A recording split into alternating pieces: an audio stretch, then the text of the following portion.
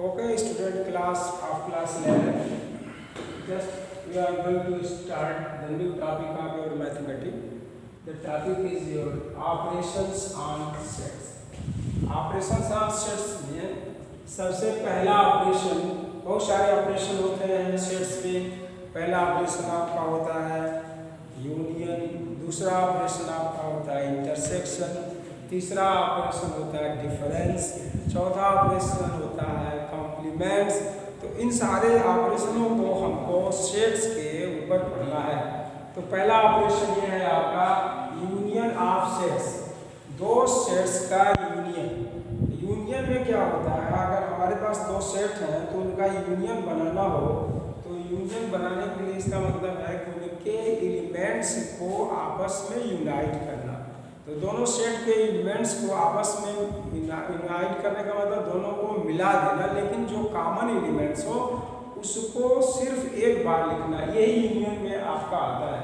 तो according to this definition of union of the sets, let A and B be two sets, A and B be two sets, then union of A and B is denoted by A union B and read as A union B. It is defined as A union B is equal to X such that X belongs to A or X belonging to B. It means A union B is equal to all elements of A and all elements of B. ये आपके union का definition है कि अगर कोई set हमारा ऐसा A union B एक इस तरह का सेट होता है जिसमें ए और बी के सारे एलिमेंट्स आ जाते हैं, लेकिन वो एलिमेंट्स नहीं आते हैं जो उसमें कॉमन रहते हैं, उसको एक बार लिखा जाता है।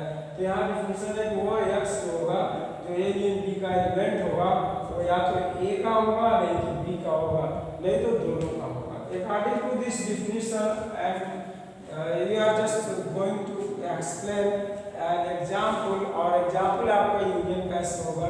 Let A is equal to a set having elements 2, 4, 6, 8 and B is another elements having elements 6, 8, 10 and 12.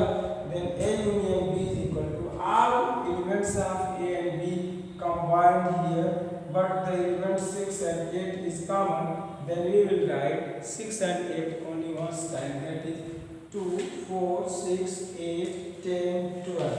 Like this 2, 4 from here, 6 and 8 दोनों सेट में है, A और B दोनों में से इसको सिर्फ एक बार लिखेंगे। यहाँ से सेट 10 और 12 इसको दोनों माने A और B के एलिमेंट्स को हमने मिला दिया, तो ये हमारा A यूनियन B सेट हुआ। अब A और B के यूनियन के कुछ properties, some properties of A union B, that is A union B is equal to B union A. It means union of two sets are commutative. Next property is A union B union C is equal to A union B union C. इसका मतलब अगर A और B को unite किया और after that C को unite किया, या हम B और C को यूनियन किए और उसके बाद A से यूनियन किए, तो दोनों रिजल्ट सेम आते हैं। इसको एसोसिएटिव लॉ ऑफ यूनियन बोला जाता है। ये आपका A union phi is equal to A होता है, A union A is equal to A होता है। इसको इनडिपेंडेंट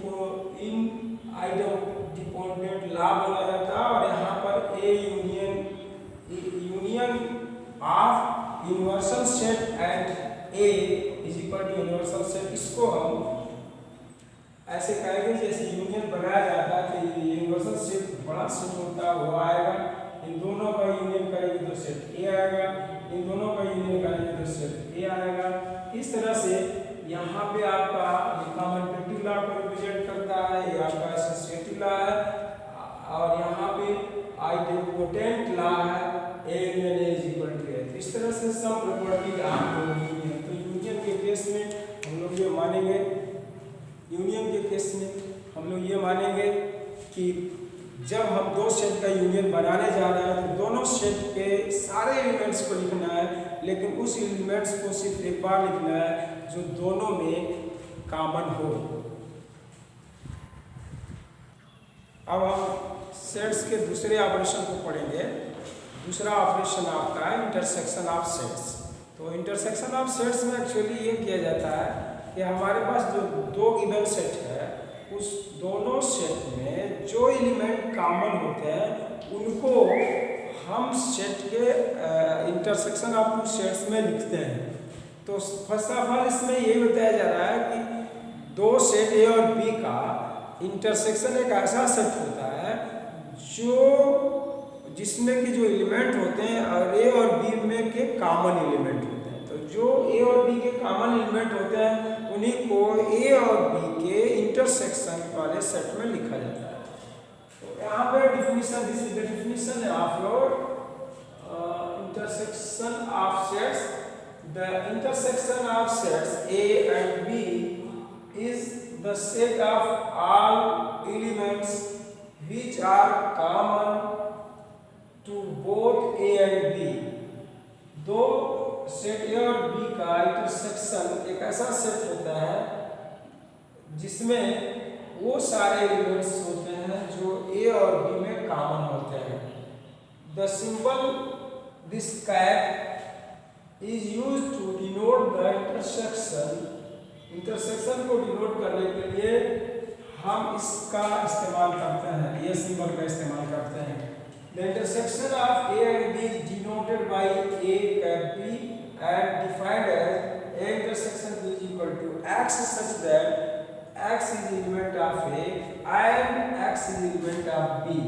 यहाँ पे यूनियन और इंटरसेक्शन वाले डिफिनीशन में यहाँ पे बहुत ही इम्पोर्टेंट है जो समझना है आपको। यहाँ पे आप यूनियन में देखते हैं आर लिखा हुआ है, ये जो एलिमेंट आएगा वो एक्स से आएगा या ये जो एलिमेंट एक्स है हमारा चाहे सेट ए से आएगा चाहे सेट बी से आएगा, लेकिन इंटरसेक्शन में जो एक्स है वो दोनों में होना चाहिए, ए और बी दोनों में से आना चाहिए। तो इसलिए इंटरसेक्शन की कंडीशन में यहाँ पे फोर्सली एंड का यूज किया जाता है और यूनियन के केस में यहाँ पर फोर्सली आर का यूज किया जाता है। आप एक एग्जांपल है, if the set A having element 1 2 3 4 5 and second set be having element 2 3 5 7, then you can see easily here if the elements 2, 3 and 5 are common in A and B.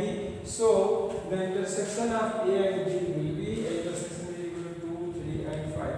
Only the common element of set A and B will be written in intersection of A and B. Now some properties of intersection also here. A intersection B is equal to B intersection A. इसका मतलब intersection हमारा कॉमटेटिव law को holds करता है। Second property है कि A intersection B में फिर से C का इंटरसेक्शन कराया जाए या B इंटरसेक्शन C में A का इंटरसेक्शन कराया जाए, तो ये दोनों आपस में इक्वल आएंगे, इसको एसोसिएटिव लॉ ऑफ इंटरसेक्शन कहते हैं। आगे प्रॉपर्टी अभी फाई और A का इंटरसेक्शन बनाया जाए, इन दोनों में छोटा फाई होता है तो फाई आएगा। यूनिवर्सल सेट और ए में इंटरसेक्शन बनाया जाए, इन दोनों में ए हमारा छोटा होता है इसलिए यहाँ पर ए आएगा। आफ्टर दैट ए में ए का इंटरसेक्शन कराया जाए तो कंप्लीट सेट ए आएगा, इसको आइडेम्पोटेंट लॉ इन इंटरसेक्शन बोलते हैं।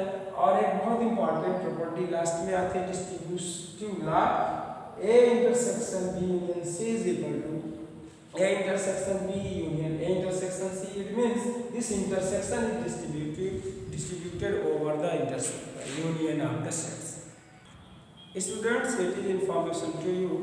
Please write these notes in your friend's copy and remember it and revise it. It is my advice to you. That is important for